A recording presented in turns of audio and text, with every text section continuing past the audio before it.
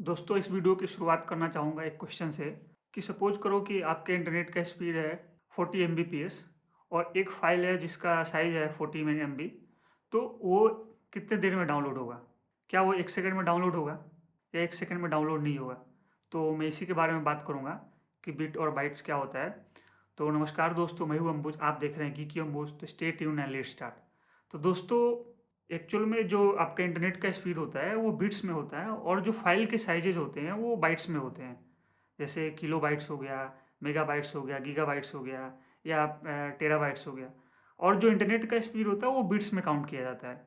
दोस्तों इन बिट्स में काउंट इसलिए किया जाता है क्योंकि जो भी आप इंटरनेट से डाउनलोड करते हो तो वो बाई बिट के फॉर्म में डाउनलोड होता है। आप जो भी पैकेट आता है बिट बाई बिट के फॉर्म में आता है। और फिर जैसे मान लो कि जो आप डाउनलोड करते हो तो कोई भी चीज़ आपका, जैसे मान लो कि 5 एमबी का फाइल है तो 5 एमबी का फाइल है तो एक सीक्वेंस में नहीं आता है। जैसे मान लो कि आपका हो सकता है कि फर्स्ट 1 से 10% तक डाउनलोड होगा, फिर हो सकता है 50 से 60% डाउनलोड हो, कभी 35% डाउनलोड होगा, कभी ऐसे करके मतलब बीच के पार्ट्स को बता रहा हूँ। और फाइनली जब पूरा आपको डाउनलोड हो जाता है तो उसको एक सीक्वेंस में लगाया जाता है। तो इस तरीके से डाउनलोड होता है। तो बिट बाई बिट के फॉर्म में आपका जो डेटा होता है वो डाउनलोड होता है। तो इसलिए जो इंटरनेट की स्पीड रखी गई है बिट्स में रखी गई है। और एक एक मार्केटिंग स्ट्रेटजी भी है। जैसे मान लो कि आप कोई भी, आपके इंटरनेट का जो स्पीड है वो 50 एमबीपीएस पर सेकेंड है, मतलब कि 50 मेगाबिट्स पर सेकेंड है, 100 मेगाबिट्स पर सेकेंड है, मतलब आपको ये जो नंबर है वो ज़्यादा दिखता है। दोस्तों बता दूं कि जो आपका 40 एमबी का फाइल है और आपके इंटरनेट का स्पीड है 40 मेगाबिट्स पर सेकेंड है तो 8 सेकेंड में डाउनलोड होगा।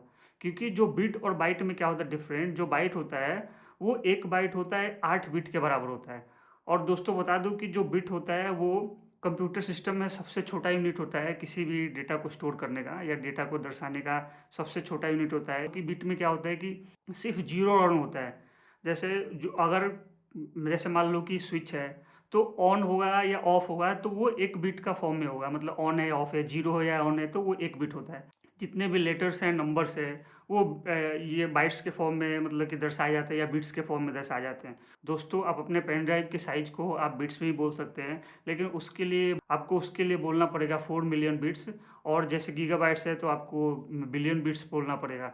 तो एक्चुअल में कि ये एक मतलब कि एक आप साइज को दर्शाने का एक तरीका होता है। जैसे आप ऐसा कन्वेंशनल तरीका बना देगा कि इंटरनेट की स्पीड को बिट्स में दर्शाया जाएगा और जो आपका कन्वेंशनल स्टोरेज है उसको बाइट्स में दर्शाया जाएगा।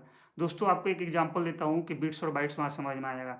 जैसे मान लो कि आप कोई डेटा प्लान लेते हो और वो अनलिमिटेड नहीं है। अनलिमिटेड का मतलब कि हो सकता है कि आपको 200 जीबी का, 500 जीबी का डेटा कैप लगा रखा है। तो डेटा कैप लगा रखा है इसका मतलब कि आप डाउनलोड अपलोड करते हो 200 जीबी तक का अगर कंप्लीट हो जाता है उसके बाद आपके इंटरनेट की स्पीड कम हो जाती है। ये जो मतलब कि आप समझ लो कि 100 एमबीपीएस पर सेकेंड है, मतलब हम 100 मेगा बिट्स पर सेकेंड है।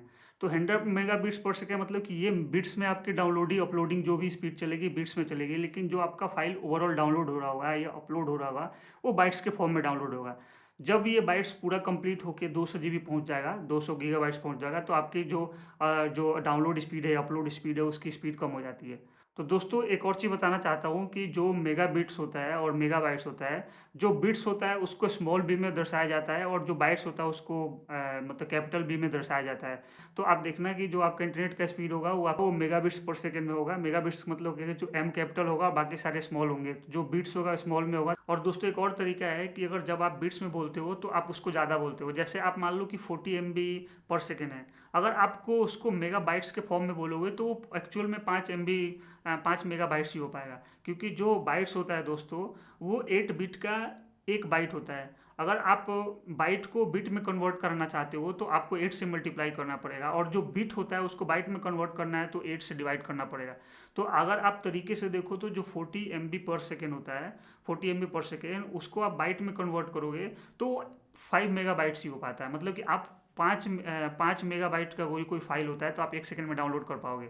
लेकिन इस 5 मेगाबाइट्स को अगर दर्शाया जाता है, कंपनी बोलती है कि ये 40 MB पर सेकेंड है। दोस्तों अगर आपके फाइल का साइज 40 मेगाबाइट्स है और आपके इंटरनेट का स्पीड 40 मेगाबिट्स पर सेकेंड है, तो ये मतलब कि जो आपका टाइम लगेगा 8 सेकेंड का, 8 सेकेंड का लगेगा टाइम, वो इसका मतलब है कि वो आपका कम से कम टाइम लगेगा। ये कोई ज़रूरी नहीं है कि 5-8 सेकंड में आपका जो फ़ाइल है वो डाउनलोड हो जाएगा। ये डिपेंड करता है कि सर्वर की स्पीड पे, सर्वर कितना रिस्पॉन्ड कर रहा है, सर्वर पे कितना ज़्यादा लोड है। अगर सर्वर पे ज़्यादा लोड होगा तो हो सकता है आपको जो आपका फ़ाइल है वो डाउनलोड करने में टाइम लगे। तो दोस्तों, उम्मीद करता हूँ कि आपको बिट्स और बाइट्स में डिफ़रेंस पता चला होगा और आपके इंटरनेट का स्पीड भी पता आप चल पाओगे, और नेक्स्ट टाइम से आप ध्यान रखोगे कि आपको एक्चुअल में आपका कितना इंटरनेट का स्पीड है। तो यही इन्फॉर्मेशन था। उम्मीद करता हूँ कि आपको इस वीडियो से बहुत सारी जानकारी मिली होगी। अगर ये वीडियो अच्छा लगा तो लाइक करें, शेयर करें, और चैनल पे फर्स्ट टाइम आए तो सब्सक्राइब भी करें। Thanks for watching this and have a nice day.